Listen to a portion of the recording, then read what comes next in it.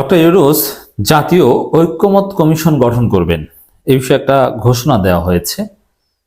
এটা খুবই গুরুত্বপূর্ণ। এটা অনেক আগে থেকে অনেকে বলে আসছিল, এই সরকার দায়িত্ব নেওয়ার শুরু থেকেই। তো জাতীয় ঐক্যমত কমিশন কেমন হতে পারে, তাতে কার লাভ কার ক্ষতি হতে পারে, কে চাপে পড়তে পারে, কেনই বা এটা ব্যর্থ হতে পারে, নানান বিষয়ে আলোচনা করা আমাদের জন্য জরুরি। আমরা জাতীয় ঐক্যের কথা বলছি, তো শেষ পর্যন্ত তো জাতীয় ঐক্য এইভাবে হলো না, বিএনপির কারণে হলো না। এখন জাতীয় ঐক্যমত কমিশন, খবরে যেটা বলা হচ্ছে, জাতীয় ঐক্যমত গঠন কমিশন আসছে, নেতৃত্বে থাকবেন ডক্টর ইউনূস ও আলী রিয়াজ। এখন এই কমিশন গঠন করে কি জাতিকে ঐক্যবদ্ধ করা সম্ভব? এখানে জাতীয় ঐক্যমত বলতে এখানে রাজনৈতিক দলগুলো, সব রাজনৈতিক দলগুলো, আওয়ামী লীগ এবং তাদের দোসর বাদে, এবং জাতীয় পার্টি সেখান থেকে বাদ হয়ে যাবে, সবার মতামতের ভিত্তিতে প্রয়োজনীয় সংস্কারগুলোর বিষয়ে একটা তালিকা করা, যে না এই বিষয়ে সবাই ঐক্যমত, এই বিষয়ে সবাই একমত, মানে এরকম একটা বিষয়। তো এটা এই যে সর্বশেষ সমস্ত রাজনৈতিক দলগুলোর সাথে বৈঠক হলো, ডক্টর ইউনূস যে জাতীয় ঐক্যের ডাক দিয়েছিলেন, ছাত্র জনতা, ধর্মীয় নেতা, রাজনৈতিক নেতা সবার সাথে বৈঠক করেছেন। সেখান থেকে কিন্তু কথা ছিল একটা জাতীয় ন্যাশনাল কাউন্সিল বা এরকম একটা ঐক্যমত পরিষদ গঠন করা ভারতের আধিপত্যবাদের বিরুদ্ধে বা এটাকে সামনে। কিন্তু শেষ পর্যন্ত কিন্তু বিএনপির কারণে হয়নি। বিএনপি মনে করেছিল যে এরকম ঐক্যমত হলে ওটা বাকশাল হবে, তো এইসব কারণে কিন্তু শেষ পর্যন্ত হয়নি।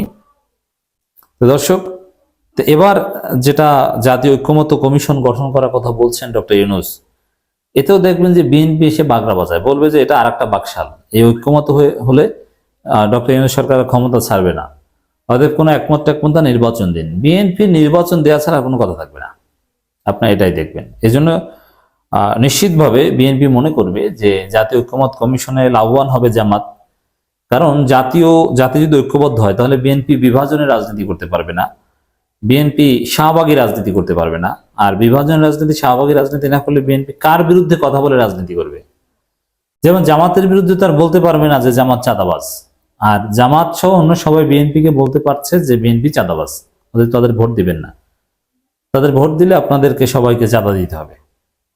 এই তো এইসব কারণে দেখবেন যে এই জাতীয় ঐক্যমত বা এগুলোতে বিএনপি আগ্রহ থাকবে না, এই কমিশনকে বিএনপি সহযোগিতা করবে না।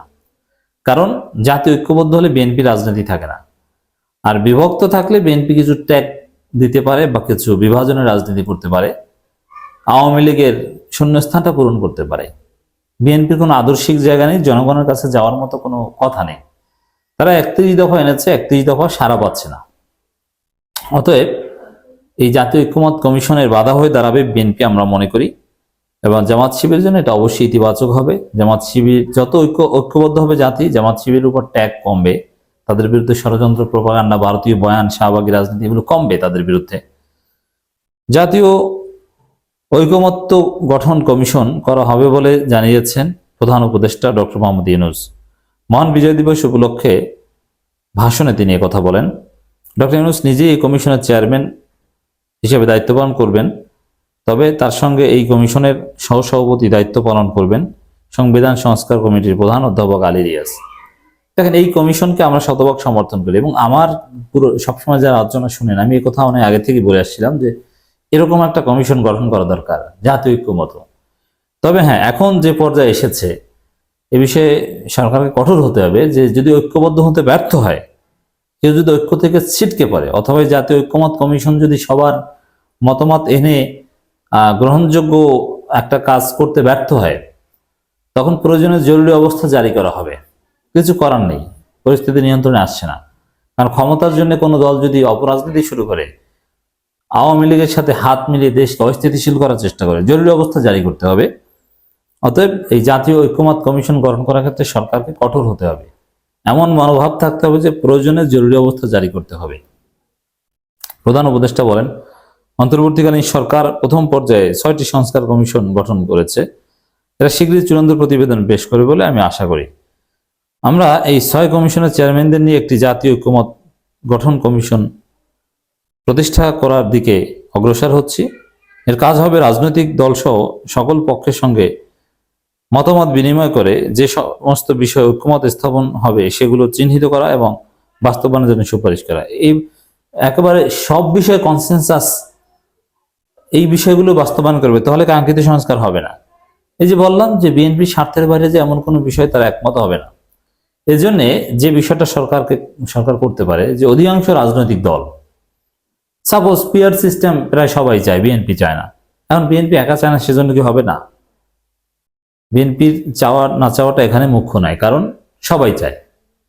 এভাবে সরকার যদি কিছু জায়গায় কঠোর হতে পারে, যে না এখানে বিএনপি বললেই সেটা শুনতে হবে আর অন্য সবাই বললে শুনবো না, এরকম নয়, এরকম কিছু সিদ্ধান্ত নিতে পারলে কাজ হবে। জাতীয় ঐক্যমত প্রতিষ্ঠা করা অন্তর্বর্তী সরকারের অতি গুরুত্বপূর্ণ দায়িত্ব উল্লেখ করে ডক্টর মোহাম্মদ ইউনূস বলেন, আমি এই কমিশনের চেয়ারম্যানের দায়িত্ব পালন করব। আমার সঙ্গে এই কমিশনের সহসভাপতির দায়িত্ব পালন করবেন অধ্যাপক আলী রিয়াজ। কমিশন প্রয়োজন মনে করলে নতুন কোঅপ্ট করতে পারবে নতুন সদস্য। প্রথম এই 6টি কমিশন চূড়ান্ত প্রতিবেদন পাওয়ার পরে আগামী মাসে জাতীয় ঐক্যমত কমিশন গঠন কাজ শুরু করতে পারেন বলে আশা প্রকাশ করছি। জাতীয় উদ্দেশ্যে দেওয়া ভাষণে প্রধান উপদেষ্টা বলেন, নির্বাচন আয়োজন সংস্কার ছাড়াও আমাদের উপর অনেকগুলো দায়িত্ব আপনারা দিয়েছেন।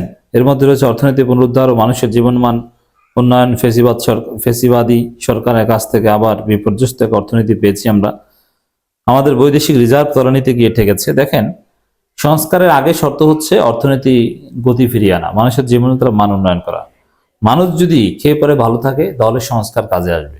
তাহলে সংস্কার করতে ডক্টর ইউনূস সরকারকে মানুষ সহযোগিতা করবে। এই জন্য সবার আগে মানুষের ভালো থাকা, ভালো খাওয়া, এর বাহিরে কিছু নেই।